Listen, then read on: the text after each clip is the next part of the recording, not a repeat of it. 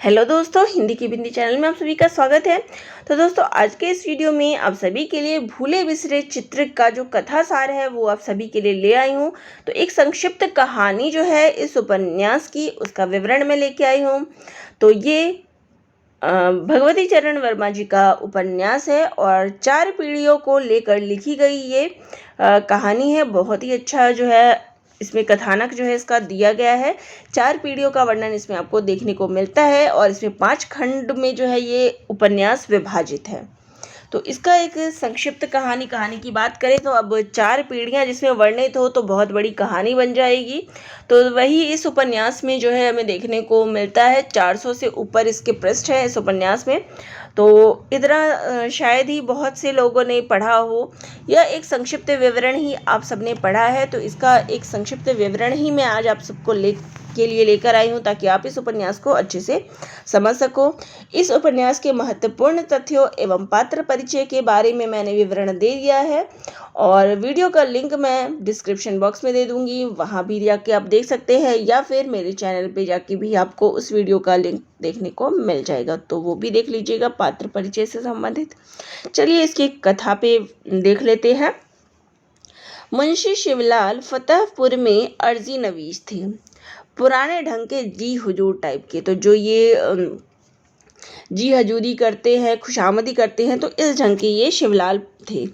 Collector साहब की कृपा से उनके लड़के ज्वाला प्रसाद को नायाब तहसीलदार जो है मिल गई। ज्वाला प्रसाद घाटमपुर के इलाके में नायाब नियुक्त हुए। घाटमपुर के इलाके में शिवपुरा गांव का नंबरदार प्रभु दयाल था, जो बड़ा महाजन और जमींदार था। तो यहाँ पे कहानी की शुरुआत जो होती है वो मुंशी शिवलाल से होती है, जो कि कचहरी में काम करते हैं, जी हजूर टाइप की, खुशामदी टाइप की, और कलेक्टर साहब से वहाँ उसका उन्होंने केस का कर दिया होता है, जिसके कारण जो है उनके पुत्र को जो है खुशामदी के थ्रू जो है नायब तहसीलदार की नौकरी मिल जाती है। और जब वो घाटमपुर में वहाँ जाते हैं तो वहाँ कुछ अन्य लोगों से उनका जो है संबंध या उनका जान पहचान होता है। तो वहाँ पे प्रभु दयाल नाम के एक व्यक्ति से उनकी जान पहचान होती है, जो जमींदार होते हैं। वहाँ राजा गजराज सिंह भी बड़े जमींदार होते हैं। उसने अपनी लड़की का विवाह बड़े ठाठ से किया, पर अपने 6 गांव 20,000 रुपये में प्रभु दयाल के पास रख कर खर्च उठाना पड़ा। यानी उसकी परिस्थिति कुछ ऐसी आई कि अपनी पुत्री के विवाह के समय उसको अपने 6 गांव 20,000 रुपये में जो है प्रभु दयाल के पास देने पड़े। गजराज सिंह का साला बरजोर सिंह भी प्रभु दयाल का कर्जदार था। उसके सिर 2,000 थे। तो ये दोनों जो थे जीजा साले, उन्होंने प्रभु दयाल से कर्जा ले रखा था। गजराज सिंह की लड़की के विवाह में बातचीत के दौरान बरजोर सिंह ने प्रभु दयाल का यह कहकर अपमान कर दिया कि राजकुल के आदमी ही इतना खर्च कर सकते हैं, बनिए वकील किस मुंह से करेंगे। तो ये बात जो है प्रभु दयाल को लग गई। उसने बरजोर के विरुद्ध रुपयों की वसूली का मुकदमा कर दिया, डिग्री करा ली और बरजोर सिंह की 200 बीघा खुद किश्त जमीन प्रभु दयाल के नाम हो गई। प्रभु दयाल अब जमीन का कब्जा भी शीघ्र लेना चाहता था। बरजोर सिंह प्रभु दयाल की इस कार्यवाही से बहुत चिढ़ गया। उसने एक रात प्रभु दयाल की हत्या कर डाली। अब प्रभु दयाल की जो पत्नी थी जयदई, वो विधवा हो गई। इधर प्रभु दयाल ने ज्वाला प्रसाद से जो है अपना मेलजोल बढ़ा लिया था।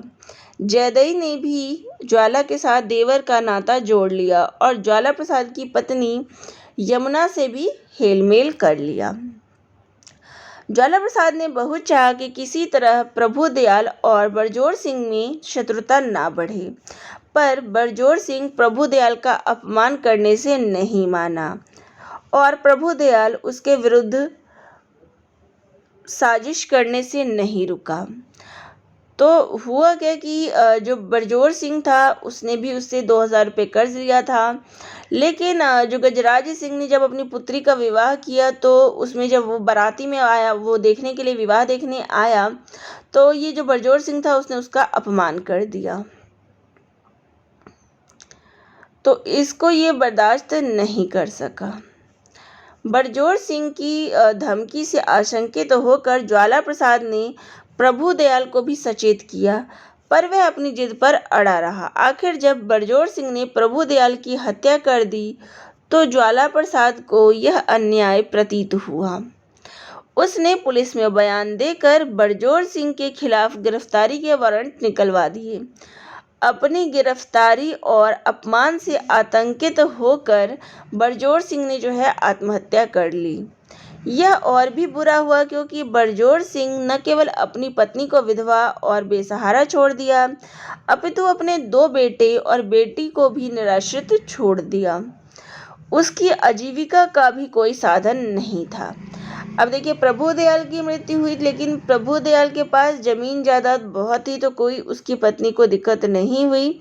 लेकिन जो ये दुश्मनी की वजह से बरजोर सिंह ने जो प्रभुदयाल को मार दिया और जब ज्वाला प्रसाद ने उसके खिलाफ रिपोर्ट कर दी तो उसको सजा जब हुई, गिरफ्तारी की बात जब हुई, तो डर के मारे उसने डर और जो अपमान के कारण कि अपमान हो जाएगा, तो उसने स्वयं आत्महत्या कर ली। अब उसकी पत्नी वो विधवा हो गई और पत्नी तो बेसहारा थी, उसके 2 बेटे और बेटी भी थे, तो और उनके पास कोई भी जीविका का साधन नहीं था और जो उसकी ज़मीन थी वो प्रभुदयाल के नाम हो चुकी थी।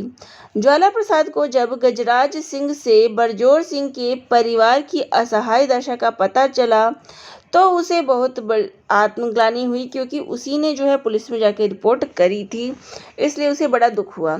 उसे लगा कि बरजोर सिंह की आत्महत्या का उत्तरदायित्व उसी के सिर चढ़ता है। गजराज सिंह ने ज्वाला प्रसाद से कहा कि वह अपने प्रभाव से जैदई को अभी जमीन का कब्जा लेने से रोक दे, ताकि जमीन पर खड़ी फसल जिसे बरजोर सिंह ने अपनी कड़ी मेहनत से पैदा किया था, बरजोर सिंह के बच्चों को मिल जाए। फसल कटने के बाद जैदई को जमीन का कब्जा दे दिया जाएगा। ज्वाला प्रसाद के दिल में बरजोर सिंह की विधवा और बच्चों के प्रति दया उमड़ गई। उसने अपने दिल में कहा कि न्याय भी यही है। तो जो खेत उसका था, वो ज़मीन जो थी वो बरजोर सिंह की थी, उस पे फसल हो गई थी, वो जैदई के नाम यानी प्रभुदयाल की जो पत्नी थी उसके नाम हो गई थी। तो जब उसकी बच्चों और परिवार की उसने दशा देखी तो ज्वाला प्रसाद ने यही सोचा कि जो कम से कम फसल है वो उसके बच्चों को मिल जाए, उसके परिवार को मिल जाए, और उसके बाद बेशक तो जैदई वो ज़मीन अपने नाम ले ले। एक दिन मौका पाकर ज्वाला प्रसाद शिवपुरा गया और जैदई से मिला।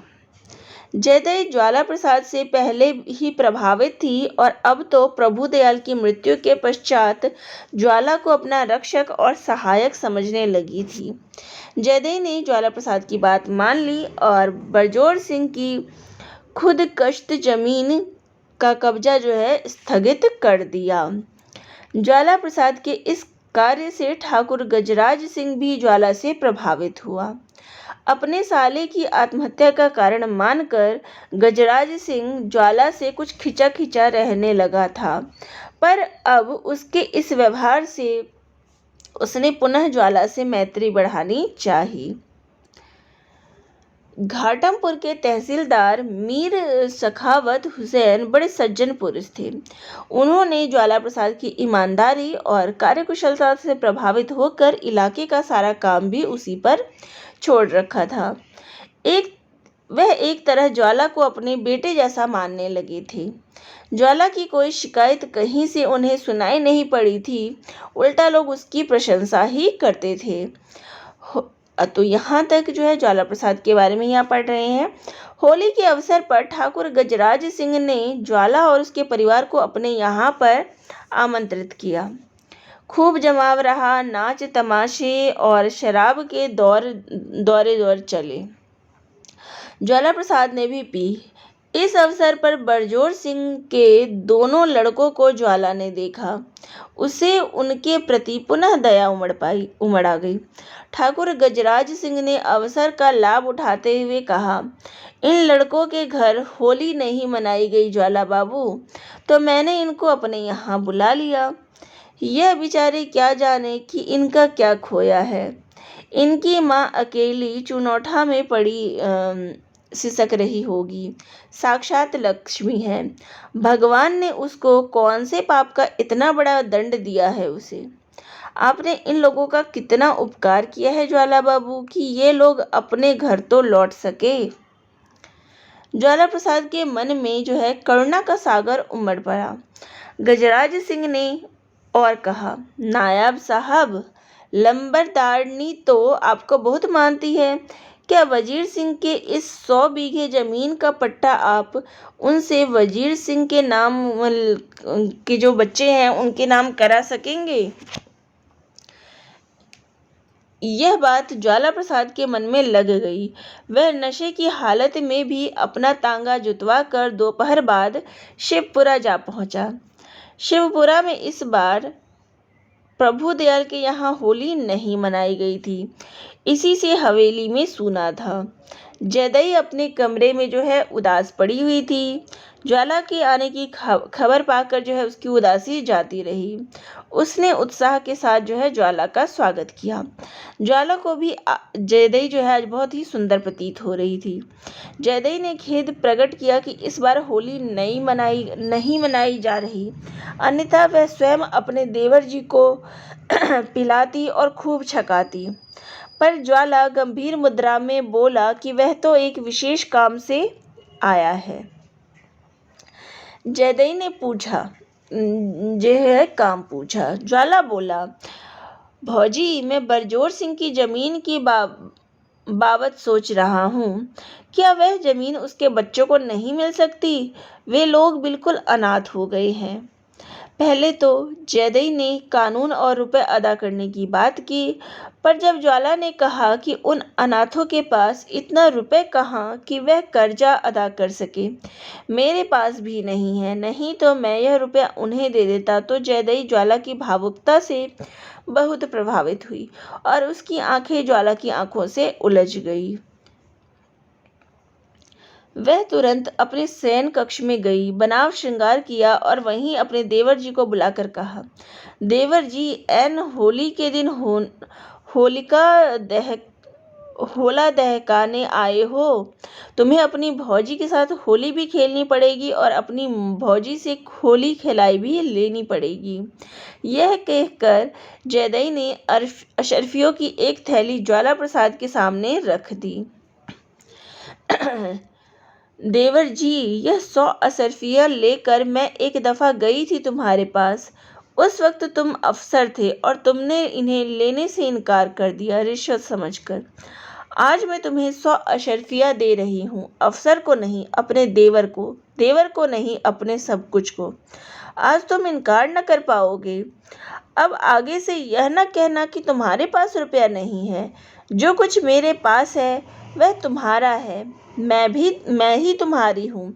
और यह कहकर जयदई ने एक मुट्ठी गुलाल ही ज्वाला के मुंह पर नहीं मल दिया, अपितु पूर्ण आत्मार्पण कर दिया। अशर्फियों की थैली लेकर ज्वाला प्रसाद संध्या समय घर लौट पड़े। उन्होंने वह अशर्फियाँ बरजोर सिंह की बेवा के लिए दे दी और इस तरह बरजोर सिंह की जमीन का पट्टा उसके लड़कों के नाम हो गया। तो यहाँ किस प्रकार से जयदई और ज्वाला प्रसाद के बीच नज़दीकियाँ बढ़ी, इन सब का वर्णन आपने देखा। चलिए अब आगे कहानी देखते हैं। इसी बीच ज्वाला प्रसाद के पिता मुंशी शिवलाल अपने गांव फतेहपुर से घाटमपुर आकर रहने लगे थे। फतेहपुर में उनके छोटे भाई राधेलाल ने चाहा कि भाई साहब हमें छोड़कर ना जाए, क्योंकि राधेलाल को मुंशी शिवलाल का बड़ा सहारा था। उनके कारण ही ज्वाला प्रसाद हर महीने 25 रुपये घर भिजवा देता था। राधेलाल को अब आशंका हुई कि भाई के यहाँ चले जाने के बाद रुपये आना बंद हो जाएंगे, पर मुंशी शिवलाल ने आश्वासन देकर राधेलाल का दिल रखा। मुंशी शिवलाल के साथ उनकी रखैल कहारिन छिनकी भी घाटमपुर चली गई। छिनकी शिवलाल के कहार घसीटे की दूसरी पत्नी थी। मुंशी शिवलाल छिनकी से हिलमिल गए थे और एक तरह से उसे अपनी रखैल ही बना लिया था। घसीटे के मरने के बाद तो छिनकी मुंशी शिवलाल के यहाँ ही रहने लगी थी। ज्वाला प्रसाद की बहू यमुना ने एक पुत्र को जन्म दिया। बहू और पोते के देखभाल के लिए भी छिनकी की आवश्यकता थी, अतः छिनकी और मुंशी शिवलाल घाटमपुर रहने लगे। घसीटा का लड़का भीखू पहले से ही ज्वाला प्रसाद के पास घाटमपुर में रहता था। तो यानी कि जब नौकरी लगी थी ज्वाला प्रसाद की, तो ज्वाला प्रसाद यहाँ जाने को तैयार हुए, तो उनके साथ ज्वाला प्रसाद की पत्नी जमुना भी गई और नौकर जो भीखू था, छिनकी का पुत्र, वो भी उनके साथ ही वहाँ उसी समय चल गया। लेकिन जब उनके पोता हुआ शिवलाल के, तो शिवलाल भी अपने पोते के पास और बेटे के पास जब वहाँ चले गए, तो छिनकी अकेली रह गई थी। घसीटा की मृत्यु हो चुकी थी, तो छिनकी भी ज्वाला प्रसाद के साथ शिवलाल के साथ ही वहाँ चली गई और सभी लोग वहीं पे रहने लगे। तो यहाँ कुछ इस प्रकार से यहाँ इनकी कहानी जो है शुरू होती है। चलिए आगे देखते हैं। अपने समधी राजा चंद्रभूषण सिंह के सम्मान में ठाकुर गजराज सिंह ने जो है दावत दी। अब यहाँ पे घाटमपुर में इनकी कहानी दिखाई गई कि ये किस प्रकार से वहाँ आए हैं, ज्वाला प्रसाद के परिवार की। फिर यहाँ पे जो गजराज सिंह की कहानी है वो यहाँ पे फिर आ गई है कि ठाकुर गजराज सिंह ने जो है दावत दी और उसमें तहसीलदार मीर सखावत हुसैन, नायब ज्वाला प्रसाद, ज्वाला के पिता मुंशी शिवलाल आदि सबको आमंत्रित किया। इस अवसर पर ठाकुर गजराज सिंह ने मीर साहब आदि के समक्ष नायब ज्वाला प्रसाद की प्रशंसा शुरू कर दी और बताया कि नायब साहब ने किस प्रकार 100 अशर्फिया देकर बरजोर सिंह की विधवा के लड़कों को उनकी जमीन वापस दिला दी। मुंशी शिवलाल अपने बेटे की प्रशंसा से खुश हुए और गर्व से फूले नहीं समाये। दावत के बाद मीर साहब ज्वाला को अपने साथ ले गए और पूछने लगे, बरखुरदार, 100 अशर्फियों की रकम बहुत बड़ी होती है और ये 100 अशर्फिया तुम्हारे पास थी। मुझे इस पर अचरज हो रहा है। मैं यह जानता हूँ कि तुम रिश्वत नहीं लेते और जो आदमी रिश्वत नहीं लेता वह आदमी किसी गैर को दया दान की शक्ल में इतनी बड़ी रकम नहीं दे सकता। आखिरकार ज्वाला प्रसाद को सब रहस्य खोलना पड़ा कि किस प्रकार नंबरदारिन जैदई ने ही 100 अशर्फियाँ उसे दे दी थी। ज्वाला प्रसाद को जैदई से अपने संबंध होने के बारे में लज्जित होना पड़ा। मीर साहब बड़े अनुभवी आदमी थे। उन्होंने ज्वाला को इस मोहपाश से हटाना और बदनामी से बचाना जरूरी समझकर कलेक्टर साहब से कहकर उसकी तहसीलदार के पद पर तरक्की कराकर सोराव की तब्दीली कर दी। तो जब उनको पता चला मीर साहब को, मीर साहब से ज्वाला का अच्छा रिश्ता था और उन्होंने इस बात से कि उसकी बदनामी होगी या आगे कुछ उसको दिक्कत ना हो, तो उसने जो है ज्वाला प्रसाद की तरक्की करा दी, उसको तहसीलदार बना दिया और तहसीलदार की जो है पदवी पर उसको तरक्की करा दी और उसको जो है सोराव गांव में पहुंचा दिया। तो घाटमपुर में था। देखिए गांवों के नाम भी यहाँ पे मैं बता रही हूँ और गौर करते जाइएगा। ज्वाला प्रसाद सबसे पहले कहाँ पर हुआ था, यानी शिवलाल फतेहपुर में कहानी ये शुरू होती है। वहाँ से घाटमपुर में नियुक्ति होती है, घाटमपुर से सोराव गाँव में। इसलिए बता रही हूँ क्योंकि आजकल जो उपन्यासों में प्रश्न पूछे जा रहे हैं, गाँवों के नाम भी पूछे जाते हैं कि कहाँ से ये किस किस गांव का वर्णन हुआ है। अभी हाल ही में जो नेट की परीक्षा में जिक्र आया था यही था कि झूठा सच में कौन से शहर का वर्णन नहीं हुआ है। तो शहरों के नाम भी ध्यान में रखिएगा। मुंशी शिवलाल ने लोगों के सामने तो अपने बेटे की दया धर्म प्रवृत्ति की प्रशंसा की थी, पर उन्हें यह भी अखरा कि ज्वाला प्रसाद ने उन्हें तो 200 रुपये से भी जवाब दे दिया था कि उन्हें राधे के पास जमीन खरीदने के लिए 200 रुपये भेजने थे, पर बरजोर सिंह की विधवा के लिए 100 अशर्फियाँ कहाँ से दी। तो मुंशी शिवलाल को जो है अपने बेटे की इस बात पे अखरा कि जब उन्होंने 200 रुपये मांगे थे कि राधे लाल के पास जो है उनको 200 रुपये ज़मीन खरीदने के लिए चाहिए थी, तो उन्होंने मना कर दिया था। लेकिन उसके पास 100 अशर्फियाँ कहाँ से आई। तब ज्वाला ने बताया कि वे तो नंबरदारनी जैदई ने ही दी थी। तो मुंशी शिवलाल बहुत प्रसन्न हुए और बोले, ज्वाला बेटा तुम्हारी किस्मत खुल गई, बहुत तगड़ी शिकार फंस गया है। बहुत तगड़ा शिकार फंस गया है। अब आगे के लिए कसम खा लो कि तुम इस तरह दूसरों को रुपया ना दिलवाओगे। नंबरदारनी जयदई के पास नगद और जेवर मिलाकर लाखों की जमा है। ज्वाला प्रसाद के मन में इस बात से और भी ग्लानि उत्पन्न हुई। तो देखिए, एक पिता जो है किस प्रकार से लालची प्रवृत्ति का था कि जहाँ उसने जो है और भी भटकाना चाहा अपने पुत्र को कि तुम्हारे पास तो और भी पैसा और भी जो जेवर नगद है तुम जयदई से हड़प सकते हो, उसे ले सकते हो। इस ज्वाला की पत्नी जमुना को भी अपने पति के जयदई से संबंध होने की बात का निश्चय हो गया, पर उसने ईर्ष्या या द्वेष कुछ व्यक्त नहीं किया। ज्वाला को अपनी पत्नी के आगे भी लज्जित होना पड़ा, क्योंकि उसे भी इस बात का पता चल चुका था जयदई से उसके संबंध का। तो यहाँ तक जो है पहला खंड खत्म होता है। दूसरे खंड में क्या हुआ है देखिए। ज्वाला प्रसाद इलाहाबाद के निकट सोराव के तहसीलदार बनकर आ गए। माघ के महीने में त्रिवेणी स्नान के लिए मुंशी शिवलाल छिनकी के साथ प्रयाग मेले में आ गए और एक मड़ैया में रहने लगे। अब वे छिनकी के हाथ का कच्चा पक्का सब खाने लगे। धर्म बिगड़ने का कोई भय ही नहीं था। एक दिन फतेहपुर से राधे लाल और उसकी पत्नी भी वहां आ गए। राधे ने जो है आते ही दुहाई मचा दी कि उसका बेटा किशनु जो है वो यानी किशनलाल जो है वो 5 महीने से लापता है और घर से भाग गया है। ज्वाला इतना बड़ा अफसर होकर उसकी खोज खबर नहीं कराता। राधेलाल ने बताया कि पता चला है कि किशनु जो है साधु बनकर फिरता है। डिप्टी कलेक्टर ठाकुर थम्मन सिंह ने लड़के का हुलिया पूछा। पता चला कि इस हुलिये का लड़का जो है साधु बना हुआ है और मेले में औरतों को छेड़ने के कारण जो है पकड़ा गया और वह जो है किशनु ही निकला। मुंशी शिवलाल ने अपने प्रभाव से उसको छुड़ा लिया। करीमन रंडी के यहाँ उसका बिस्तर आदि सामान उठवाकर मुंशी राधेलाल अपने साथ ले आए। माघ मेले के इस अवसर पर शिवपुरा से नंबरदारनी जयदई अपने बेटे लक्ष्मीचंद की बहू के साथ यहाँ आ गई। ज्वाला स्वयं उन्हें इलाहाबाद स्टेशन से शिवलाल की मड़ैया में लाया। मुंशी शिवलाल ने पहली बार नंबरदारनी को देखा। गंगा स्नान कर सब सोराव चले गए। जयदई अपने गांव चली गई। मुंशी शिवलाल चाहते थे कि ज्वाला जयदई को कहकर किशनु का ठिकाना उसकी जमींदारी में करा दे। ज्वाला प्रसाद ने बड़ी हिचकिचाहट के साथ अपने पिता के जोर डालने पर किशनु को चिट्ठी देकर शिवपुरा भेज दिया। जयदई ने उसे घर के लौंडे की तरह रखा, पर किशनु तो परले दर्जे का बदमाश था।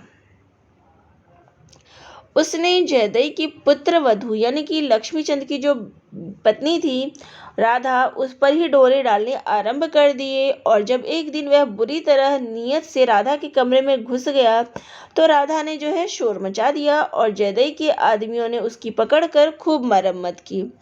उसने भाग कर जो है अपनी जान बचाई। पीट कूट कर वह सोराव पहुंचा जहाँ पे ज्वाला प्रसाद था। उसके माँ बाप अब ज्वाला के पास ही रहने लगे थे। तो अब उसके माँ बाप यानी राधेलाल जो है वो भी वहीं ज्वाला के पास ही आ गया। सारा परिवार ज्वाला की नौकरी पर मौज उड़ाने लगा था, लेकिन छिनकी को यह अखर रहा था, पर बेचारी बोल नहीं सकती थी। उसका इस घर में क्या अधिकार था। किशनु ने आकर बहाना बना दिया कि लक्ष्मी चंद ने उसके साथ दुर्व्यवहार किया और मारपीट कर निकाल दिया है। मुंशी राधेलाल और शिवलाल चाहते थे कि किसी तरह जमींदारी हाथ लग जाए। मुंशी शिवलाल को यह बहुत अखर रहा था कि उनका बेटा अपने प्रभाव का लाभ उठाकर जमींदारी बनाने का कोई प्रयत्न नहीं करता। राधेलाल और उनके लड़के श्यामलाल ने एक मुसलमान औरत की जमींदारी हड़पने की साजिश बनाई और मुंशी शिवलाल को इस बात के लिए उन्होंने राजी भी कर लिया। वह ज्वाला से सदर आला गिरजा शंकर के पास सिफारिश कराकर मुकदमा अपने हक में करा ले। ज्वाला प्रसाद ने झूठ और धोखाधड़ी का विरोध किया। मुंशी शिवलाल भांग के नशे में अपने बेटे पर क्रुद्ध हो उठे और बोले, बड़ा धर्मराज का बाप बन रहा है, अच्छी खासी जमींदारी छोड़े दे रहा है। मैं क्या जानता था कि मेरा लड़का उल्लू का पट्ठा निकलेगा। इस क्रोध के पागलपन में मुंशी लाल ने भरी सुराही अपने सिर पर दे मारी। सिर फट गया, वे बेहोश हो गए। इलाज कराया, पर 2-4 दिन बाद ही वह दुनिया से चल बसी और इस प्रकार से शिवलाल की मृत्यु हो गई। मुंशी शिवलाल की मृत्यु के बाद राधेलाल और श्यामलाल ने राजा सरोहन के साथ मिलकर बिज्जू गांव को, जो राजा सरोहन ने इलाहाबाद के सेठ घनश्याम दास के पास रहने रखा हुआ था, हड़पना चाहा और ज्वाला के प्रभाव की ओट में मुकदमा जीतना चाहा। पर जब ज्वाला प्रसाद को पता चला तो उसे बड़ा दुख हुआ। राधेलाल और उसके लड़कों की करतूतों से ज्वाला की बहुत बदनामी हो रही थी। एक लड़का विशन, जो अपने भाइयों जैसा न था, अखड़िया बन गया। एक लड़का गुंडों की टोली में रहने लगा और आम के बागों में आम चुराने लगा। उसकी शिकायत भी ज्वाला के पास पहुंची। तो ये राधेलाल के बच्चों के बारे में है कि किस प्रकार से सब बच्चे उसके बदमाशी करते थे। सबसे बड़ा लड़का रामलाल भी अपनी बहू को लेकर मुंशी शिवलाल की बरसी पर गांव से वहीं आ गया। उसने चुपचाप एक सर्राफ से गहने बनवाने शुरू कर दिए। सर्राफ से ज्वाला प्रसाद को पता चला कि उसके नाम 200-300 रुपए का हिसाब है। इधर घर में राधेलाल की बहू मालकिन बनी हुई थी। सब मनमाना खाते और लुटाते थे। छिनकी और भीखू को यह बहुत अखर रहा था। आखिर जब सब असह्य हो गया तो ज्वाला प्रसाद ने कड़े स्वर में अपने चाचा राधेलाल को परिवार समेत गांव फतेहपुर चले जाने को कहा। राधेलाल और उसका परिवार ज्वाला को कोसते हुए वहां से चले गए। सम्मिलित परिवार प्रथा कितने दिन जिंदा रह सकती थी। उनके चले जाने के बाद ही ज्वाला ने चैन की सांस ली। तो यहाँ किस प्रकार से जो ज्वाला प्रसाद के परिवार में जो समस्याएं थी, जैसे कि एक निजी जिंदगी में देखने को मिलती है, तो इसी प्रकार से उनके जीवन में भी आई। उन दिनों जयदेव भी सराव आई हुई थी। ज्वाला का लड़का गंगा प्रसाद अब प्राइमरी पढ़ चुका था। उसके आगे की पढ़ाई का अच्छा प्रबंध कहाँ किया जाए, यह समस्या थी। जयदेव ने अपने देवर जी ज्वाला से गंगा को मांग लिया और कहा कि मैं इसे अपने पास रखूंगी और इलाहाबाद से अच्छी शिक्षा दिलाऊंगी। इसे तुमसे भी बड़ा आदमी बनना है। ज्वाला और यमुना ने कोई आपत्ति नहीं की। तो यहाँ पर दूसरा खंड जो है समाप्त होता है, जहाँ पर जयदेव जो है गंगा प्रसाद को अपने पास रख लेती है और उसकी शिक्षा करवाती है। तीसरा खंड जो है शुरू होता है, जहाँ पर गंगा प्रसाद की कहानी शुरू होती है। अपनी चाची जयदेव के पास गंगा प्रसाद सुखपूर्वक रहा और बीए पास करके डिप्टी कलेक्टर नियुक्त हो गया। जयदेव ने उसकी शादी पर दिल खोज कर खर्च किया। गंगा प्रसाद बड़े ठाठ से रहता था। अंग्रेज अफसरों से उसका अच्छा मेल जोल था। वह क्रिकेट और टेनिस का अच्छा खिलाड़ी था। अंग्रेज़ों के क्लबों में उसका आना जाना था। जॉर्ज पंचम के दिल्ली दरबार की योजना हुई। तो देखिए, तीसरे खंड में दिल्ली दरबार का वर्णन है। कई महीने पहले ही प्रबंध आरंभ हो गया। दिल्ली दरबार के प्रबंध में नियुक्त अफसरों में गंगा प्रसाद का नाम भी शामिल था। यह बड़े गर्व की बात थी। बरेली के deputy superintendent police Mir Jafar Ali को किसी ने नहीं पूछा। गंगा प्रसाद ने सुप्रिंटेंडेंट मिस्टर क्लीमेंट से मिलकर मीर साहब की सिफारिश की। तब कहीं मीर साहब का नाम दिल्ली दरबार के प्रबंधकर्ता अफसरों में शामिल हुआ। गंगा प्रसाद ने अपनी पत्नी रुक्मिणी और अपने 2 वर्ष के बच्चे नवल को इलाहाबाद अपनी चाची जयदेव के पास छोड़ा और भीखू काका को साथ लेकर दिल्ली के लिए रवाना हुआ। जयदेव ने उसके दिल्ली में ठाठ बाट से रहने के लिए 1000 रुपये दे दिए और उंगली में बहुमूल्य हीरे की अंगूठी पहना दी, जो किसी नवाब की थी और जयदेव के पास रह गई थी। सेकंड क्लास के जिस डिब्बे में गंगा प्रसाद दिल्ली के लिए सफ़र कर रहा था, उसमें उसकी मुलाकात लाल रिपुदमन सिंह से हुई और इसी सिलसिले में वह भी दिल्ली जा रहा था।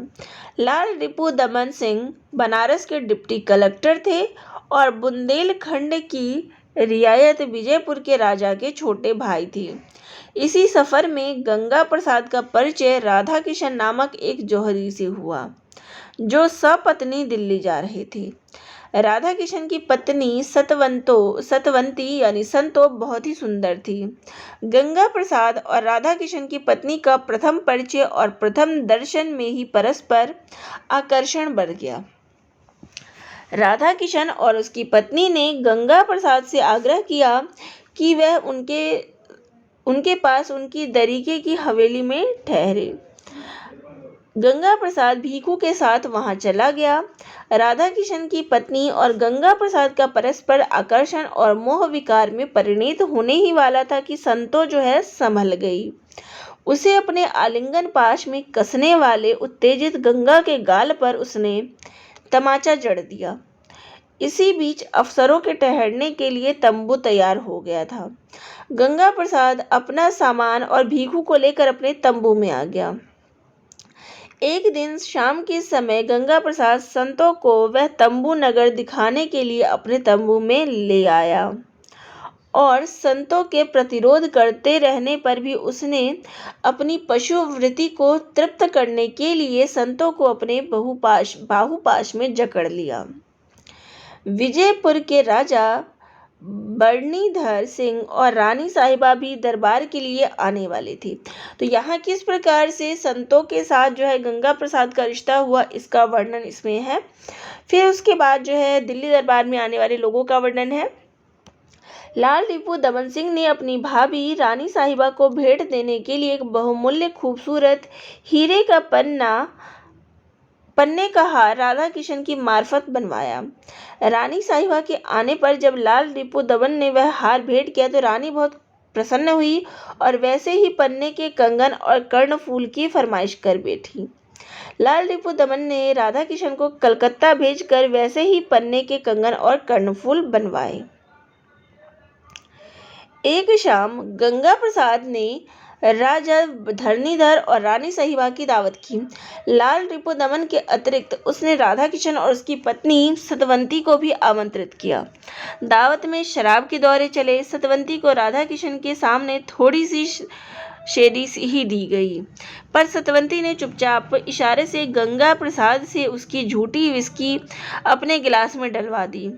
लाल रिपू दमन ने इस बात को ताड़ लिया। दावत के बाद लाल रिपू दमन गंगा प्रसाद को अपने खेमे में ले गया और उसने हठात अपनी पूर्व कहानी सुनाने लगा। रिपू दमन ने बताया कि वह विधुर है। उसकी पत्नी रूपमती और बहुत नेक औरत थी, जिसे आरंभ में रिपू दमन की उच्छृंखलता पसंद नहीं थी, पर जब रिपू दमन ना माना तो उसकी पत्नी उससे खिंची रहने लगी। रानी साहिबा की चचेरी बहन के लड़के शिव प्रताप ने उसे अपने जाल में फंसा लिया। शिव प्रताप राजा धरणीधर का प्राइवेट सेक्रेटरी नियुक्त हुआ। रिपू दमन की पत्नी ज़्यादातर विजयपुर रहने लगी। जब रिपू दमन झांसी में डिप्टी कलेक्टर लगा और उसे अपनी पत्नी को झांसी बुला लिया तो डाक देने के बहाने से शिव प्रसाद झांसी आने लग गया। रिपू दमन को संदेह हुआ और उसने शिव प्रताप को आने से मना कर दिया। अब शिव प्रताप दिन के समय जबकि रिपू दमन कचहरी में होता था चोरी छिपे आने लगा। एक दिन रिपू दमन ने दोपहर के समय शिव प्रताप को विजयपुर के घोड़े पर झांसी जाते हुए देख लिया। शिव प्रताप के पीछे पीछे रिपू दमन भी दोपहर बाद घर पहुंच गया। शिव प्रताप जहर की शीशी दे गया था ताकि रिपू दमन की पत्नी शराब में मिलाकर रिपू दमन को पिला दे। जब रिपू दमन की पत्नी उसे शराब पीने को दी तो रिपू दमन को संदेह हो गया। उसने अपनी पत्नी को वह गिलास पीने पर जोर दिया। उसकी पत्नी ने चालाकी से गिलास गिरा दिया। रिपू दमन ने पिस्तौल निकाली और पूछा, बता शिव प्रताप कहाँ है? उसे मैंने यहाँ आते देखा है। शराब में जहर मिलाकर मेरी हत्या करना चाहते हो? उसकी पत्नी गिड़गिड़ाती रही, पर रिपू दमन ने उसकी हत्या कर ही दी। रिपू दमन को विश्वास था कि जहर की शीशी देकर शिव प्रताप इधर उधर कहीं छिप गया है और रात के समय अवश्य आएगा। वह चुपचाप अपने बंगले के फाटक पर छिप गया। जब शिव प्रताप दबे पांव बंगले में घुसा तो रिपुदमन ने छुरे के एक हाथ से उसका भी काम तमाम कर दिया। दोनों की लाशें बग्घी में रखकर रिपुदमन विजयपुर ले गया और रानी साहिबा से सारी बात जा सुनाई। अपनी यह कहानी सुनकर रिपुदमन उत्तेजित हो उठा और बोला, जानते हो गंगा बाबू, मैंने जबरदस्ती तुम्हें यह कहानी सुनने को क्यों रोका? मैं समाज से ऐसे शिव प्रतापों को खत्म करना चाहता हूँ। यह कहकर उसने अपनी पिस्तौल गंगा बाबू के सामने रख दी। गंगा बाबू बुरी तरह सहम गया। रिपुदमन ने कहा, आज जब मैंने उस स्त्री सतवंती को तुम्हारे गिलास की झूठी विस्की अपने पति के सामने ही पीते देखा तो मुझे लगा कि तुम्हारे कहने से वह अपने पति की हत्या कर सकती है। तो एकाएक मेरे सामने तुम्हारी जगह शिव प्रताप की शक्ल आ गई। गंगा प्रसाद जो है सहम गया। रिपुदमन ने कहा कि राधा किशन सब कुछ देखकर भी देखता रहेगा, क्योंकि वह बनियों की दुनिया का आदमी है जहाँ हर चीज़ बिकती है। इसलिए मैं तुम्हें मारूंगा नहीं। तुम राधा किशन के शिव प्रताप भले ही ना हो, तुम समाज के शिव प्रताप अवश्य हो।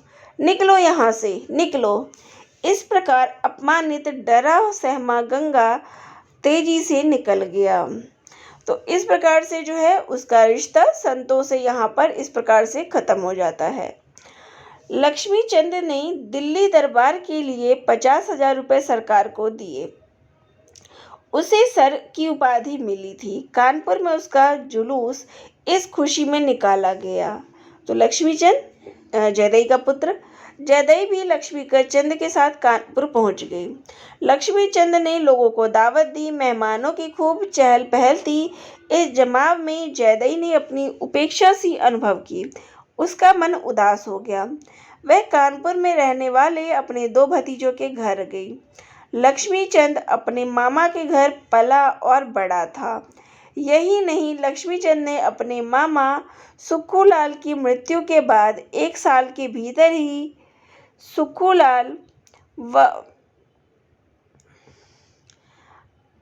सुक्खूलाल बुद्धूलाल फर्म को दिवालिया बना डाला और लाखों रुपए उड़ाकर अपनी कपड़े की मिल लगा ली।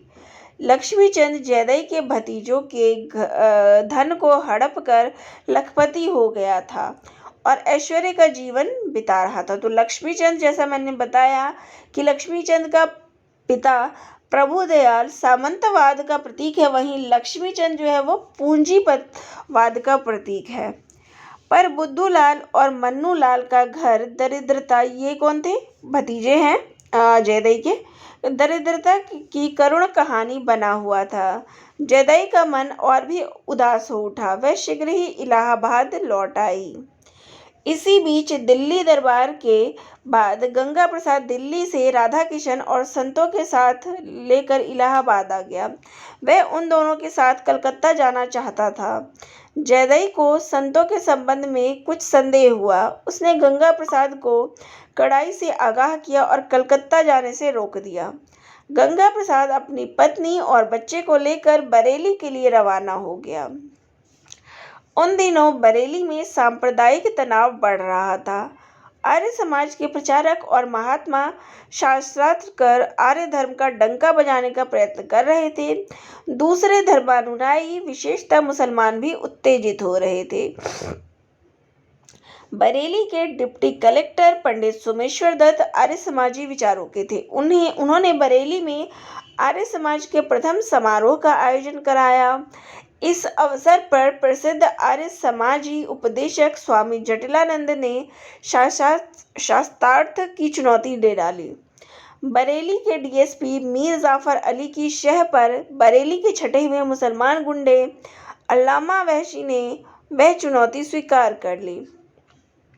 शास्त्रार्थ के दिन ही निश्चित हो गए। पंडित सोमेश्वर दत्त तथा गंगा प्रसाद को सांप्रदायिक झगड़े का भय हुआ। उधर गंगा प्रसाद को थानेदार सुमेर सिंह से मालूम हुआ कि मीर जाफर अली रामगढ़ के नायक जाति की एक पहाड़िन लड़की को खरीद लाए हैं और उसे ज़बरदस्ती मुसलमान बनाकर निकाह पढ़वाना चाहते थे। लड़की अपने धर्म को छोड़ना नहीं चाहती। मीर साहब ने उसे काबू करने का अल्लामा वहशी को सौंपा हुआ था। शास्त्रार्थ के दिन जब अल्लामा वैशी और उसके शागिर्द शास्त्र के आयोजन में आ गए थे, तब गंगा प्रसाद ने सुमेर सिंह की सहायता से उस लड़की को अल्लामा और मीर के चंगुल से चुपचाप छुड़ाना चाहा, पर लड़की बाहर न आई। अपने पिता द्वारा मीर को बेच दिए जाने के कारण वह मीर को अपना मालिक मानती थी, इसलिए यहाँ से भागना जो है अधर्म समझती थी। साथ ही वह अपना हिंदू धर्म छोड़ने को तैयार न थी। गंगा प्रसाद और सुमेर सिंह निराश होकर वापस शास्त्रार्थ में आ गए। शास्त्रार्थ में ऊटपटांग और गाली गलौज भरे प्रश्नों और उत्तरों के कारण दंगा फसाद होने की नौबत आने वाली थी कि डिप्टी कलेक्टर मिस्टर पेटर ने शास्त्रार्थ समाप्त होने का ऐलान कर दिया। जनवरी 1812 में पायोनियर में 1912 में नववर्ष की उपाधियां 1912 में पायोनियर में नववर्ष की उपाधियां पाने वालों में लक्ष्मी चंद के अतिरिक्त लाला राधा किशन के बड़े भाई श्री किशन को राय बहादुर की उपाधि मिली थी। यह बनना चाहते थे राजा साहब। अगले वर्ष राधा किशन राजा साहब बन गए। उन्हें राजा साहब बनाने में संतों का हाथ था। संतों अब रानी साहिबा सतवंत कुंवर हो गई। इसी खुशी में भारी उत्सव मनाया जा रहा था। गंगा प्रसाद को कलकत्ता से निमंत्रण मिला। उसके मन में संतों से मिलने की अभिलाषा जाग गई। संतों अब अंग्रेजी पढ़ना लिखना जान गई थी। बाल डांस में सम्मिलित होती थी। रानी साहिबा विजयपुर की मार्फत उसका परिचय राजा साहब घाट बागान और रानी साहिबा हेमवती से हो गया था। उन्होंने वायसराय के डीएसपी मिस्टर वाट्स से भी उसका परिचय करा दिया था। मिस्टर वाट्स से संतों हिल मिल गई थी। वायसराय की पार्टियों तक में उसका आना जाना हो गया था। मिस्टर वाट्स ने ही लाला राधा किशन को राजा साहब की उपाधि दिलाई थी। गंगा प्रसाद कलकत्ता में राधा किशन और संतों के यहाँ पहुंचा। संतों के रूखे व्यवहार से उसकी छाती जल गई। उसने देखा कि मिस्टर वाट्स संतों को लिए फिरता है और उसकी आंखों के सामने ही संतों को राजा घाट बागान डिनर पार्टी के बाद अपने बेडरूम में ले जाता है। संतों पद, पैसा, ऐश्वर्य विलास पाने के लिए अपने को बेच रही है। गंगा प्रसाद के मन में बड़ी ग्लानि हुई। उसने सोचा, फिर शायद उसके इस चरित्र को बढ़ावा देने में उसी का हाथ है। उसने ही तो एक गृहस्थ औरत को इस ओर उकसाया था। संतों के कारण मिस्टर वाट्स की बदनामी भी फैल गई। अंग्रेज अफसर ने उसे अपने पास इंग्लैंड बुला लिया। जाते हुए मिस्टर वाट्स ने संतों के साथ बड़ा दुर्व्यवहार किया और उसे कोड़े लगाए। गंगा प्रसाद संतों के ये लक्षण देखकर 10-15 दिन बाद कलकत्ता से इलाहाबाद के लिए लौट पड़ा। इलाहाबाद में जैदई अपने अंतिम दिन गिन रही थी। वह मानो गंगा का ही इंतजार कर रही थी। उसकी मृत्यु शैया के पास ज्वाला, लक्ष्मीचंद आदि जमा थे। गंगा को देखकर जैदई प्रसन्न हो गई। उसने गंगा और लक्ष्मीचंद को अपने पास बुला लिया। उसने लक्ष्मीचंद से कहा कि बेटा, मेरी अंतिम इच्छा है कि लगभग 20,000 की नगद जमा जया और यह मकान जो निजी संपत्ति के रूप में मैंने अपने पास रखी है उसे गंगा प्रसाद को सौंप दो। तुम्हारे पास तो किसी बात की कमी नहीं, लाखों में खेलते हो। लक्ष्मीचंद यह सुनकर बौखला उठा। उसने कहा, इस रकम पर किसी का कोई अधिकार नहीं। यह रकम मेरी है और तुम गंगा को कुछ भी नहीं दे सकती, इतना समझ लो। जैदई ने अधिकार पूर्वक गंगा को तिजोरी की चाबी देना चाहिए, पर लक्ष्मीचंद ने छीन ली और अपनी माँ को गाली सुनाई, बुरा भला कहा। यही नहीं, लक्ष्मीचंद ने ज्वाला और गंगा को भी बुरा भला कहते हुए वहां से चले जाने की बात कही। रात को ही जैदई ने अपने प्राण त्याग दिए। तो यहाँ पे तीसरे खंड में गंगा प्रसाद के जीवन की घटनाएं देखने को मिलती है और जयदेई जो है किस प्रकार से मृत्यु को प्राप्त होती है ये दिखाते हैं। आगे इसका चौथा खंड जो है शुरू होता है। ज्ञान प्रकाश ज्वाला प्रसाद के मामा मुंशी राम सहाय का छोटा लड़का था। वह विलायत में कई वर्ष तक रहा था और वहीं से वकालत पास करके इलाहाबाद लौट आया। उसकी राजनीतिक चेतना खूब बढ़ी चढ़ी थी। भारत में आते ही वह कांग्रेस में सम्मिलित हो गया। उन दिनों खिलाफत आंदोलन चल रहा था। देश के मुसलमानों को अंग्रेजों के विरोध में खड़ा करने तथा हिंदुओं के द्वारा खिलाफत आंदोलन में मुसलमानों का साथ दिए जाने से हिंदू मुस्लिम एकता की संभावना के कारण गांधी जी ने खिलाफत को कांग्रेस या देश के आंदोलन के रूप में चला रखा था। जौनपुर में गंगा प्रसाद डिप्टी कलेक्टर नियुक्त था। चौथे पार्ट में जो गंगा प्रसाद का वर्णन है वो जौनपुर में है। वहां से फरहतुल्ला आदि 3 मुसलमान कांग्रेसियों ने खिलाफत के सिलसिले में विद्रोही भाषण दिए। उन्हें गिरफ्तार कर लिया गया। कलेक्टर के फरमान से गंगा प्रसाद ने उनकी जमानत लेने से इनकार कर दिया। कांग्रेस के इशारे पर इलाहाबाद से जौनपुर आकर ज्ञान प्रकाश ने डिस्ट्रिक्ट जज की अदालत से जमानतें मंजूर करा ली। ज्वाला प्रसाद ने अपने भतीजे रामलाल के बेटे बंशीधर को गंगा प्रसाद के पास भेजा कि उसको कोई नौकरी दिला दे। गंगा प्रसाद ने कलेक्टर से कहकर बंशीधर को लगवा दिया। इस स्थान पर पहले समी उल्लाह नाम का एक लड़का काम करता था, जिसे अयोग्य और बदमिजाज होने के कारण नौकरी से हटा दिया गया। समी उल्लाह डिप्टी अब्दुल हक का रिश्तेदार था और उन्हीं की सिफारिश पर लगा था। डिप्टी अब्दुल हक ने गंगा प्रसाद द्वारा बंशीधर की नियुक्ति को सांप्रदायिक रंग देकर मुसलमानों को भड़का दिया।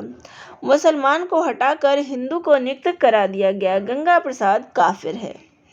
डिप्टी अब्दुल हक और वकील फरहतुल्ला ने बंशीधर को रिश्वत और जालसाजी के अपराध में पकड़वा दिया। गंगा प्रसाद को पता चला तो वह तिलमिला उठा। उसने बंशीधर की तुरंत जमानत करा दी और कलेक्टर साहब को से मिलकर मामले को रफा दफा करा दिया। गंगा प्रसाद फरहतुल्ला और डिप्टी अब्दुल हक से बदला लेने की सोच रहा था, पर ज्ञान प्रकाश ने उसे मना कर दिया और कहा कि इससे हिंदू मुस्लिम में तनाव बढ़ जाएगा। इधर गंगा प्रसाद की विलासिता बढ़ गई। वह खूब शराब पीने लगा और मलका नाम की एक वेश्या को उसने अपने पास रख लिया। उसकी पत्नी रुक्मिणी और बच्चे ज़्यादातर इलाहाबाद में ज्वाला प्रसाद के पास रहते थे। गंगा प्रसाद की इस चारित्रिक दुर्बलता के कारण उसकी बदनामी हर जगह जो है फैलने लगी। भीख को उसके ये लक्षण अखरते थे। फिजूल खर्ची के कारण गंगा के सिर पर 2-3 हज़ार का कर्जा हो गया। तो देखिए, जहाँ उसका पिता ज्वाला प्रसाद जो है शरीफ प्रवृत्ति का हम कह सकते हैं कि अपने जो है कहीं भी रिश्वतखोरी कहीं भी कुछ नहीं लेता था, सही रास्ते पर चला, वहीं पे उसका पुत्र जो है किस प्रकार से जो है ये पीढ़ी जो है समाप्त होने लगी थी, इसका वर्णन है। छिन की इलाहाबाद में परलोक सिधार गई। जब भीखू अपनी माँ की अंत्येष्टि पर इलाहाबाद आया तो उसने ज्वाला प्रसाद को गंगा की बाबत बताई और जोर दिया कि सारा परिवार जौनपुर में गंगा के पास रहे ताकि गंगा प्रसाद की आदतें सुधर जाए। ज्वाला यह सुनकर चिंतित हो उठा। सारा परिवार जौनपुर चला गया। गंगा प्रसाद की आदतों में कुछ सुधार होने लगा। परिवार के आ जाने से गंगा ने मलका को बनारस भेज दिया। वह स्वयं 8वें-10वें दिन बनारस जाने लगा। मलका गंगा प्रसाद से सच्चा प्रेम करती थी और वह बाजारू जीवन छोड़ चुकी थी। इज्जत आबरू का जीवन बिताना चाहती थी। गंगा प्रसाद से उसने कई बार शादी कर लेने को कहा, पर गंगा प्रसाद ने अपनी इज्जत और समाज के भय से मलका को नहीं अपना सका। अली रजा नामक एक फरेबी व्यक्ति गंगा का घनिष्ठ मित्र बन चुका था। उसने गंगा प्रसाद को एक बड़ी बेतुकी सलाह दी। उसने कहा, यदि तुम खुले तौर पर मलका से शादी नहीं कर सकते तो उसे बाइज्जत बनाने के लिए मेरे साथ उसका निकाह पढ़वा दो। मैं तुम्हारी खातिर ऐसा करने को तैयार हूँ। वह दिखावे के लिए बेगम अली रजा रहेगी, पर मेरा उससे कोई ताल्लुक ना होगा, वह रहेगी तुम्हारी ही। पहले तो गंगा प्रसाद को उसकी इस बेतुकी बात पर क्रोध आया, पर थोड़ी देर बाद वह सहमत हो गया। वह अली रज़ा के साथ बनारस गया और मलका को दिखावे के लिए अली रज़ा से निकाह पढ़ने को राज़ी करना चाहा। मलका जानती थी कि अली रज़ा बदमाश और फितना है। उसे अली रज़ा का वहाँ लाया जाना भी बुरा लगा, क्योंकि वह उन शरीफों के मोहल्ले में इज्जत की ज़िंदगी बिताने लगी थी। उसने इस बात को बेहुदा बताया, पर गंगा के जोर देने पर उसने हाँ कर दी। अली रज़ा और गंगा प्रसाद जब दोबारा उसे निकाह के लिए लेने गए तो वह बनारस से गायब हो चुकी थी। जौनपुर में खिलाफत आंदोलन ने जोर पकड़ लिया। महात्मा गांधी ने असहयोग तथा स्वदेशी आंदोलन भी छेड़ दिए। फरहतुल्लाह ने कांग्रेस के प्रभाव से अपनी वकालत छोड़ दी और आंदोलन का नेतृत्व करने लगी। जौनपुर में गंगा ने जिस शक्ति और नीति निपुणता से आंदोलन को दबाया, उसे खुश होकर अंग्रेजी सरकार ने अस्थायी तौर पर ज्वाइंट मजिस्ट्रेट बनाकर कानपुर भेज दिया। तो यहाँ पर जो है वो किस प्रकार से जो है गंगा जो है, जहाँ पर उसका बाप जो है रिश्वत नहीं लेता था, वहाँ पे गंगा जो प्रसाद जो है किस प्रकार गलत रास्ते पर गया, इसका विवरण देख सकते हैं। कानपुर में कांग्रेस का आंदोलन बहुत गति पकड़ रहा था। उसे दबाने के लिए सरकार ने गंगा जैसे योग्य हाकिम की नियुक्ति ही उचित समझी। एक दिन स्वदेशी आंदोलन के सिलसिले में विलायती कपड़ों की दुकान पर धरना देने के लिए अभियोग में पकड़े गए 5 सत्याग्रही उसकी अदालत में पेश किए गए, जिनमें 2 महिलाएं थीं। गंगा प्रसाद मलका को माया शर्मा नाम से खादी की साड़ी पहनकर देख के उसमें दंग रह गया। उसने 3 पुरुषों को कड़ी सजा सुनाई और महिलाओं को चेतावनी देकर छोड़ दिया। कचहरी के बाद मलका ने गंगा प्रसाद को बताया कि किस प्रकार गंगा प्रसाद से निराश होकर वह और जगह चली गई। सत्यव्रत शर्मा नामक एक हिंदू नौजवान से उसका परिचय हुआ।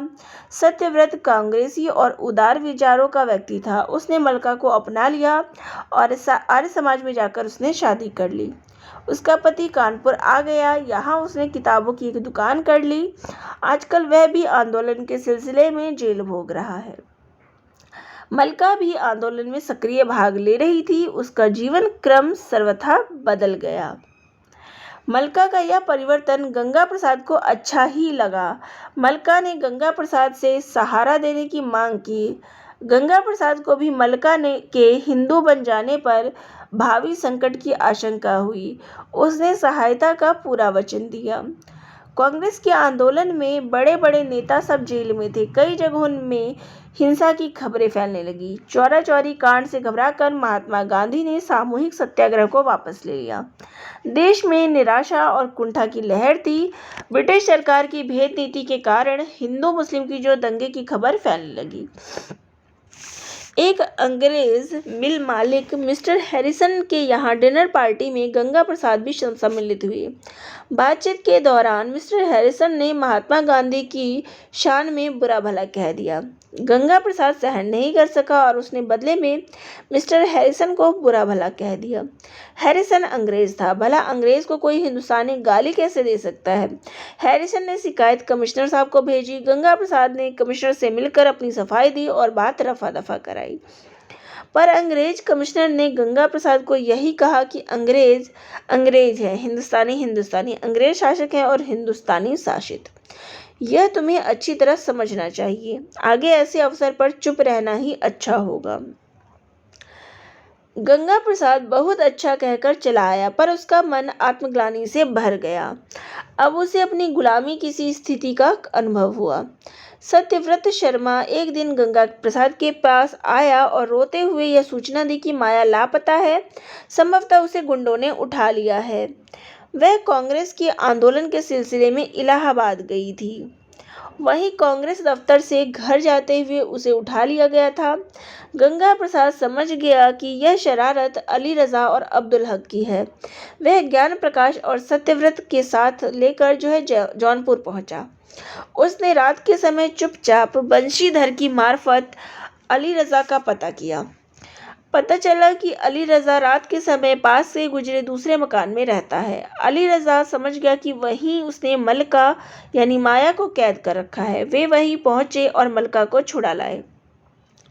अली रज़ा ने दुहाई मचाई कि काफिर मेरी बेगम को ले जा रहे हैं, और उसकी आवाज़ पर कुछ मुसलमान उत्तेजित होकर गंगा प्रसाद को मारने लगे और रोकने भी आए, पर ज्ञान प्रकाश ने इसी बीच फरहतुल्लाह को बुलाकर स्थिति पर काबू पा लिया था। गंगा प्रसाद मलका को छुड़ाकर विजयी लौटा। कानपुर लौटने पर गंगा प्रसाद को सूचना मिली कि अकारण ही उसका तबादला एटा के डिप्टी कलेक्टर के रूप में कर दिया गया। यह हैरिसन की दूसरी चोट थी। गंगा प्रसाद की योग्यता और सेवाओं का उसे यह पुरस्कार मिला। चीफ सेक्रेटरी ने भी अपनी विवशता प्रकट की और गंगा प्रसाद को लंबी छुट्टी लेने को कहा। गंगा प्रसाद 6 महीने की छुट्टी लेकर इलाहाबाद चला गया। उसका मन इस गुलामी की नौकरी के प्रति विद्रोह करना चाहता था। अब उसके मन में कांग्रेस के प्रति सहानुभूति का भाव उत्पन्न हुआ। उसने अपनी नौकरी से इस्तीफा लिख डाला। इतने में सूचना मिली कि मुल्तान में हिंदू मुस्लिम दंगा हो गया है। फरहतुल्लाह ने से वह मज़हबी कट्टरता की बातें सुनकर पहले ही आश्चर्यचकित हो चुका था। उसके मन ने कहा कि इस देश को अभी सैकड़ों वर्ष आज़ादी नहीं मिल सकती। जब गुलाम ही रहना है तो हंस खेल कर क्यों न रहा जाए, और उसने इस्तीफा फाड़ दिया। और यहाँ पर जो है इसका 5वां खंड शुरू होता है और चौथे अंक की समाप्ति होती है। तो अब उसने जो है यहाँ पर क्या है, इस्तीफा फाड़ दिया और आजीवन जो है अपने पद पर, डिप्टी कलेक्टर के पद पर आसीन रहा कि जब गुलामी ही सहनी है, यानी उसका कोई विरोध उसने नहीं किया। 5वें खंड में नवल किशोर पर आधारित है। तो गंगा प्रसाद के बेटे नवल किशोर ने जो है बीए की परीक्षा पास की। वह शाम को राय बहादुर कामतानाथ के यहाँ गया। गंगा प्रसाद आजकल मिर्ज़ापुर के कलेक्टर थे। कामतानाथ से उसकी मित्रता थी। कामतानाथ की बेटी ने उषा ने इंटर की परीक्षा दी थी। नवल और उषा का बालपन का प्रेम था। कामतानाथ इन गर्मियों में स्विट्जरलैंड की सैर करना चाहते थे। उषा का मन भी स्विट्जरलैंड देखने को मचल रहा था, पर उषा की माँ उसे विलायत भेजने पर राजी न थी।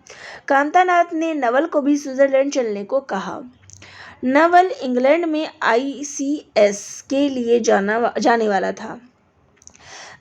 कामतानाथ ने कहा कि अक्टूबर में हम तो हिंदुस्तान आ जाएंगे, तुम स्विट्जरलैंड से लंदन चले जाना। नवल ने कहा कि मुझे बाबूजी की आज्ञा लेनी होगी।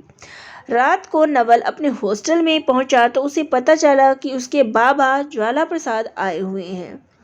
वह तुरंत बंगले पर पहुंचा। बाबा से उसे पता चला कि उसके पिता गंगा प्रसाद सख्त बीमार हैं। इलाहाबाद से डॉक्टर को लेने आए हैं। डॉक्टर को लेकर नवल और ज्वाला प्रसाद मिर्ज़ापुर पहुंचे। डॉक्टर ने देखकर कहा कि गंगा बाबू को इलाहाबाद ले चलो, वहीं इलाज हो सकेगा। सारा परिवार चिंतित था। इलाहाबाद आने पर भी जब 1 महीने तक गंगा प्रसाद की हालत में कोई सुधार नहीं नजर आया, उल्टा हालत जो है और गिरती प्रतीत हुई, तो डॉक्टर शेरवुड ने उसे भुवानी सैनिटोरियम जाने को कहा। गंगा प्रसाद गेल्पिंग तपेदिक से ग्रस्त था। डॉक्टर शेरवुड ने उसके लिए वहां एक कॉटेज का प्रबंध करा दिया। नवल अपने पिता के साथ जाने को तैयार हो गया। राय बहादुर कामतानाथ ने नवल को भुवाली जाने से रोकना चाहा और इस छूत की बीमारी में उसे संकट में पड़ने की बजाय अपने साथ स्विट्जरलैंड जाने को कहा। उषा भी यही चाहती थी, पर नवल ने दृढ़तापूर्वक जवाब दे दिया। भला वह अपने पिता को छोड़कर विलायत कैसे जा सकता था।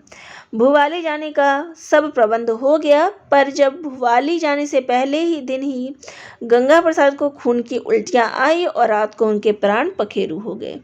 मरते हुए उन्होंने नवल की ओर आशा भरी दृष्टि से देखा। सारे घर में कोहराम मच गया।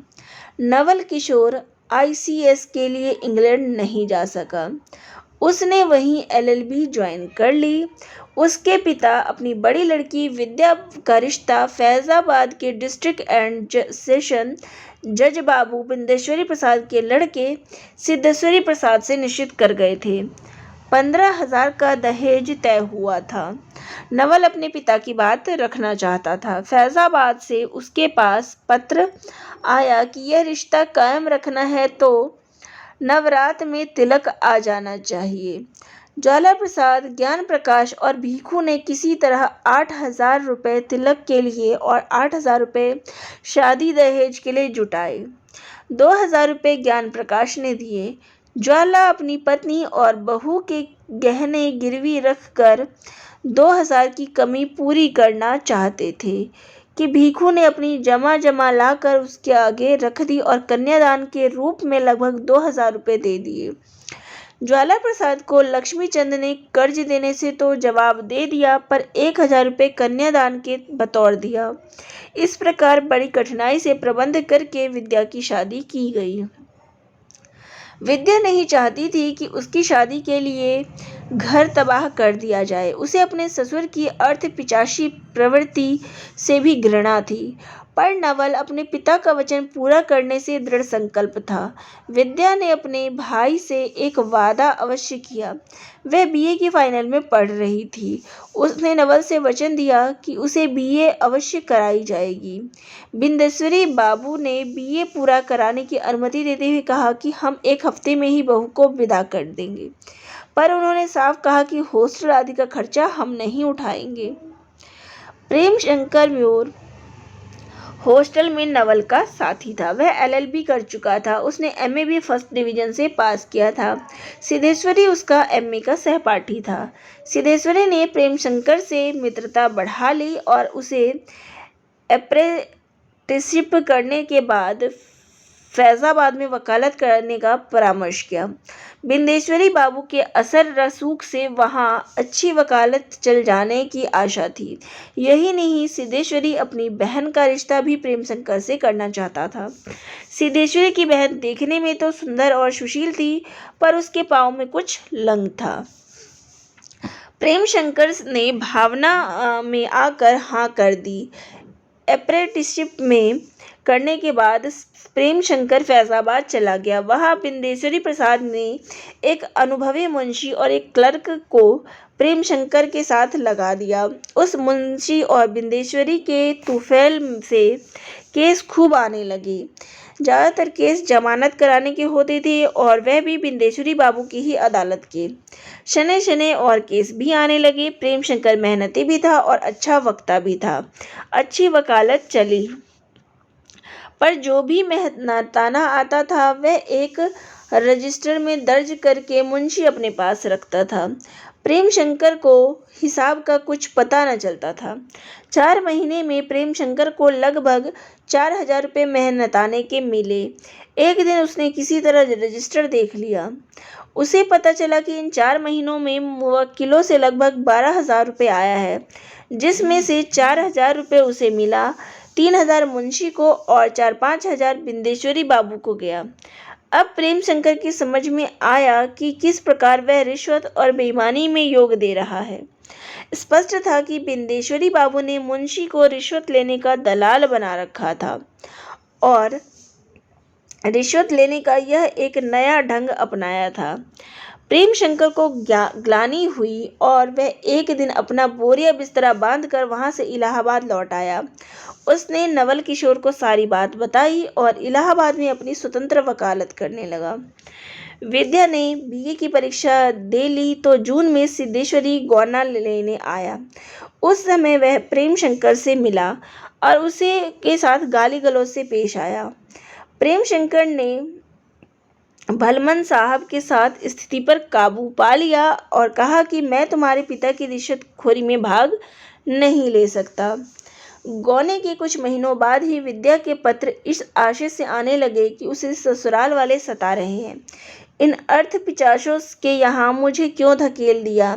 बात बढ़ती गई और एक दिन विद्या को सब ने खूब मारा पीटा।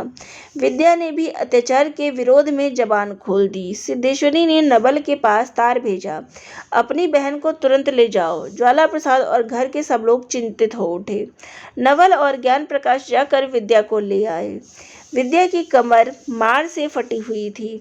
बिंदेश्वरी बाबू उसके गहने रखवा लेना चाहते थे, पर ज्ञान प्रकाश कड़ाई बरत कर और पिस्तौल दिखाकर उसकी बदनीयती को नहीं चलने दिया। कुछ महीनों के बाद सिद्धेश्वरी ने दूसरी शादी कर ली। बिंदेश्वरी इलाहाबाद आए और विद्या ने यह लिखा ले गए कि मैं कभी भी सिद्धेश्वरी के घर नहीं जाऊंगी और खर्च गुजारे की मांग नहीं करूंगी। ज्ञान प्रकाश के प्रयत्न से विद्या नारी शिक्षा सदन में अध्यापिका नियुक्त हो गई। अपने पांव पर स्वयं खड़ी होने की उसकी अभिलाषा पूरी हुई। उधर नवल दिनों दिन कांग्रेस में सक्रिय कार्य करने लगा। वह खादी कपड़े पहनने लगा और कांग्रेस आंदोलन में भाग लेने लगा। इसने राय बहादुर कामतानाथ और उषा से वह बहुत दूर हो गया। उषा का बड़ा भाई गौरी उषा का मन नवल से फेर कर ICS राजेंद्र किशोर की ओर आकर्षित कर रहा था। राजेंद्र किशोर शादीशुदा था, पर अपनी अनपढ़ और गंवार पत्नी को छोड़े हुए था। उषा के मन में द्वंद्व चल रहा था। आखिर वह नवल से दूर हो गई। 5 अप्रैल को गांधी जी द्वारा दांडी में नमक कानून तोड़े जाने के बाद देश में नमक कानून तोड़ने का सत्याग्रह आंदोलन छिड़ गया। नवल अपनी LLB की परीक्षा छोड़कर पहले जत्थे में शामिल होकर 5 अप्रैल को ही जेल चला गया। ज्ञान प्रकाश ने भी सत्याग्रह किया। ज्वाला प्रसाद अपनी आंखों से सब कुछ देखते रह गए। 70 वर्ष के इस वृद्ध ने कितने चित्र देखे, कितनी बदलती हुई परिस्थितियां देखी। सब कुछ बदल गया। एक और दूसरा बूढ़ा भिखू उनके पास यही सोच रहा था।